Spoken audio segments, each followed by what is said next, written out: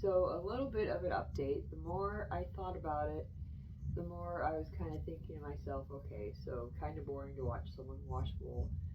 Um, so I'll just give you a little brief synopsis of how I do it. With a wool like I was using, which was had a lot of lanolin. Um, you have to use really hot water in order to get rid of all of the lanolin. It is so how I do it is I fill my sink, bathtub, whatever I happen to be using, with as hot of water as my tap will get. Then I pour in one big pot, like you would use for spaghetti, I suppose, um, of not quite boiling water. Add whatever detergent I'm using, which it can either be the Unicorn Power Scour or the dish detergent that I get from Dollar General. Um, and then, so the first one is super hot water and washing detergent of some sort. And then after I let it usually sit about 20-25 minutes, by then I can stick my hands in it without completely burning myself. Um, and then after that, I'll let all the really dirty water out. I mean, it was almost black when I was washing some of this wool. So I let all the water out and then I continue to rinse until the water is almost clear. And then the very last, well, not quite last, rinse, I put just a very small amount of cleaning detergent in there in order to make sure I've gotten all the junk out. So I let that soak maybe 10 minutes, rinse it out, and then do a final rinse. And as long as the water that you're letting rinse out is completely clear or clear enough, um, you're done. And then, so once you are completely done, what I do is I get a towel, a bathroom towel, and I put the wool, which I use laundry bags. They're like little lingerie bags, or I have this one huge, ginormous laundry bag that I use.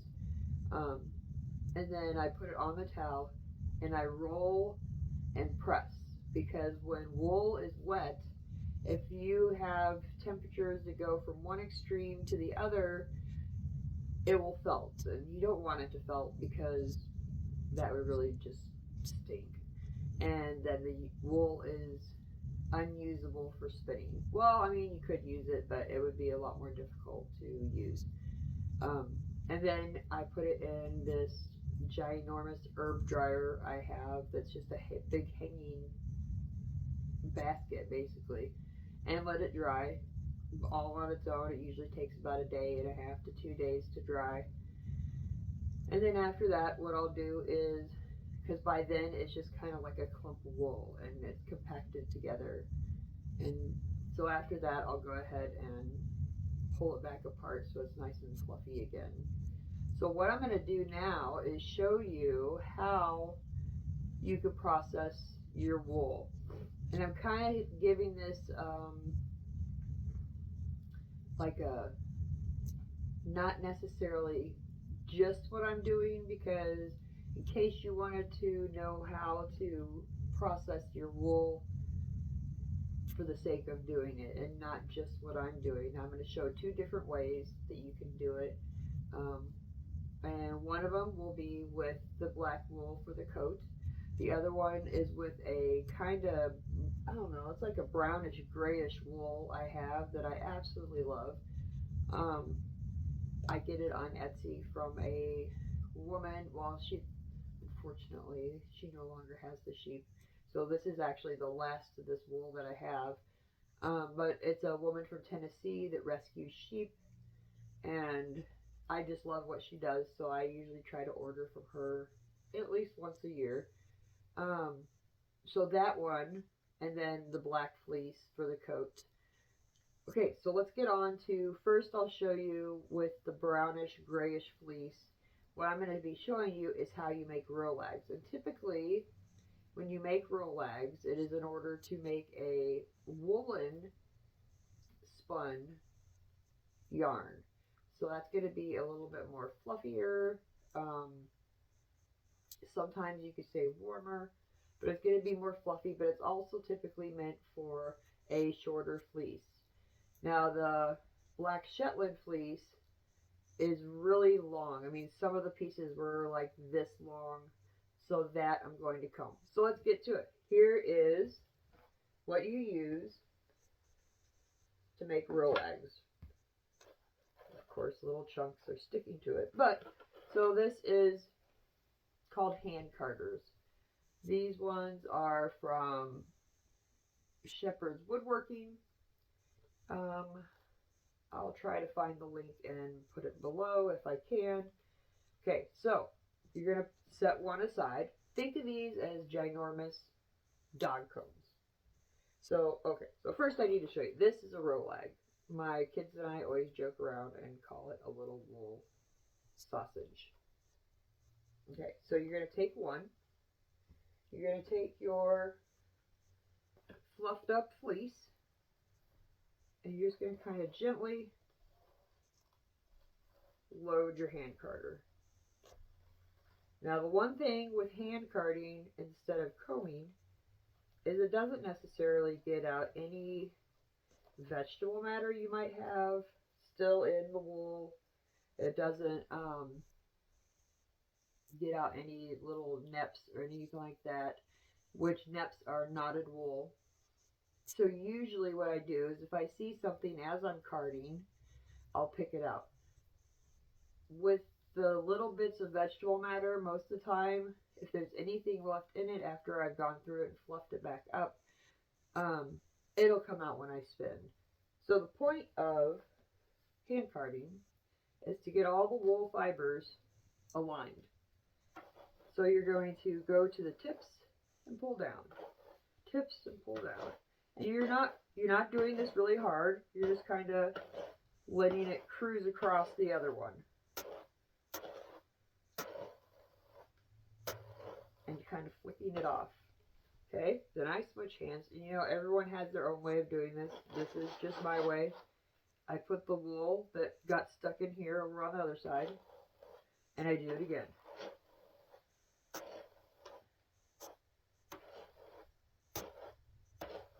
And then probably one more time, and you just continue doing this until you're satisfied with what you have. So, and always do it away from you because these things hurt. So, yep, one more time and this should be good. Because I got the wool pretty good and fluffed up and all the junk out of it that I didn't want in there. And these are really lend well to making, the Rolags do, to making, doing long draw spinning. Okay, so then I put it all right here, kind of pull it up from the bottom edge. And of course, this is another thing, everyone does it their own way. I kind of gently push it down, and then I roll it back on the hand carder. And voila, you have a Rolag. Okay, so next I'll show you the combing, which I have to go to a different spot, so I'll pause.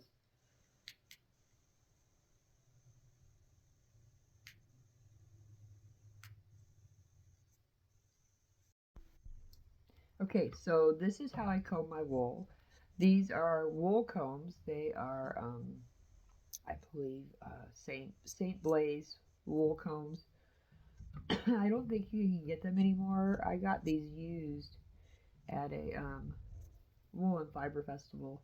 I absolutely love these because you can connect them to a table or whatever, or you can use them freehand, which I personally don't like doing because I am super accident prone and these are sharp. They will impale you and they do hurt a lot.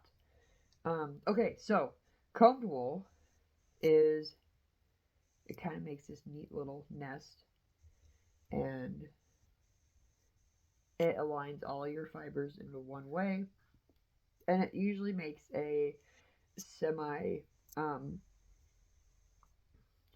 worsted yarn when you spin it.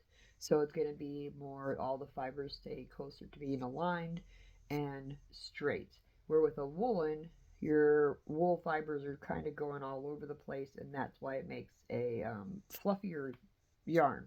Okay, so this is what I'll be making with my combs. Okay, so what you do is you take your wool, kind of make sure it's good and fluffed up. And the point of the wool combs is you're separating out your short fibers and your longer fibers. And you tend to have more waste when you comb your wool, but I don't let it go to waste. I'll either make dryer balls or I'll use it for stuffing for some of my knitted projects. Um, so I don't let any of it go to waste. So this is how you load your comb. You just kind of gently go on and pull out. So you're kind of getting it to go to where your fibers are all somewhat facing the same way. And if you see any little chunks, pull them off. And I'm not going to do like this really loaded, because I just want you to see what it's like.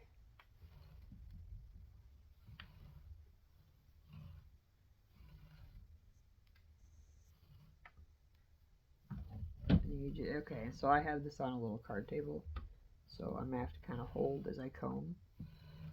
Usually I do this at my dining room table, but right now it's full of stuff because we have been going through lots of things and trying to get rid of and decide what's worth donating, what's worth keeping, etc. And so it's full, and I got a huge pile of donate items that I need to get up to our resale shop to donate. Okay, so you're going to take your other comb, you're going to kind of, you fluff it up a little, and you grab the ends, and always go away from you.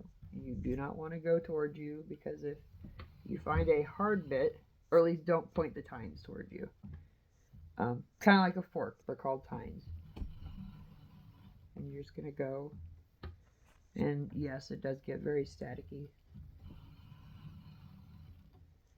And if you're wanting your wool prepared in a way for your spinning that will eliminate almost 100% of your neps and your vegetable matter, etc., this is the way to go. Okay, so there's their first pass. And see all these short little pieces? So actually, what I'm saving these ones for is, see how short they are? And you don't want to spin that because your yarn's going to look like junk. But I'm saving these ones for a little knitted rabbit that I'm going to make for my grandson. He is for almost 5 months old, and I wanted to make him something special, so I'm going to spin some Jacob's fleece that is brown and white, so the actual yarn will be like bits of brown, bits of white, so I don't want it just one color, and I figured that'd be kind of a neat way to do it instead of changing my yarn. But I'm going to save this in order to stuff it with. So it's stuffed with wool, so that way I'm not wasting. Okay, second pass. Again, go through the tips and pull. And this is kind of like the hand carding. You keep going through until you're satisfied with what you have. Now I have done, see, look at this little bit right here. You don't want that, because that's going to make a lump in your yarn.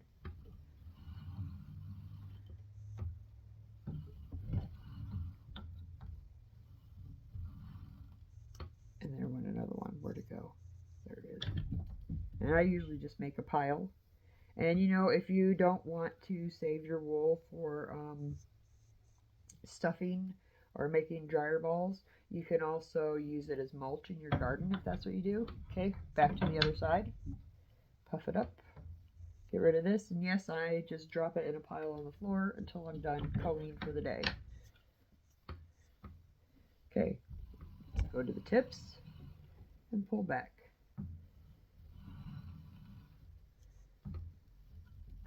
Some people use a like an oil spray when they're combing their wool. I don't. I just don't feel the need to do it. Some people will, when they wash their wool, they'll leave some of the lanolin in there, which I have done before, and it made a more waterproof fabric as you went along. See, there's another little chunk there. Okay, that's looking pretty good to me. There's no major neps. They're all going the same direction. So I'm going to switch these around so you can see what I'm doing here. So now, if I can get, oh, we'll set it to the side. Now, we'll put it back over here. Put it in there. Pull off that little piece that I just saw, and then I fluff it up just a little. And then what you do is called dizzing. You're dizzing off the wool. And so how I do it is I take it, kind of twist a little bit of the end, stick my diz over it, and you don't have to have a fancy diz. You can use a washer if you want. And I pull it through, and how you pull is going to depend honestly on the staple length of your wool. So grab, pull, push your diz back up, pull, push your diz back up, pull, push your diz back up. But see, look, there's a little nip there, so pull that out. And if you miss any, or you miss any vegetable matter or anything you don't want in there, you can always, as you're spinning, just kind of pick it out. Okay, so there we go. There's our combed wool. It's not perfect, but you know what? It'll do. And then I just kind of roll them up in these little, cute little, what I think they call it a nest. There you go. So I have, after I was done picking through all that wool, I have probably about, I would say 4, maybe 4.5 pounds of wool to comb through. So that's going to take me a little while to get through. And once I get through it all and I have the ginormous pile of little nests, I will show you a video of me spinning, give a little bit of explanation, maybe just have a little bit of chat time, and then we'll go from there. I wanted to know if anyone is interested, and leave in the comments below. I'm trying to decide if I want to line this coat. Traditionally, it would have been lined with either nettle fiber or linen. Nettle fiber is, I know how to make nettle, how to spin nettle, but I don't have enough locally to be able to make enough fabric to use as lining. So the other alternative, which would have been used historically, would have been linen. So thoughts and opinions on if I should line the coat, not line the coat, let me know in the comments. And have a great day. Happy crafting.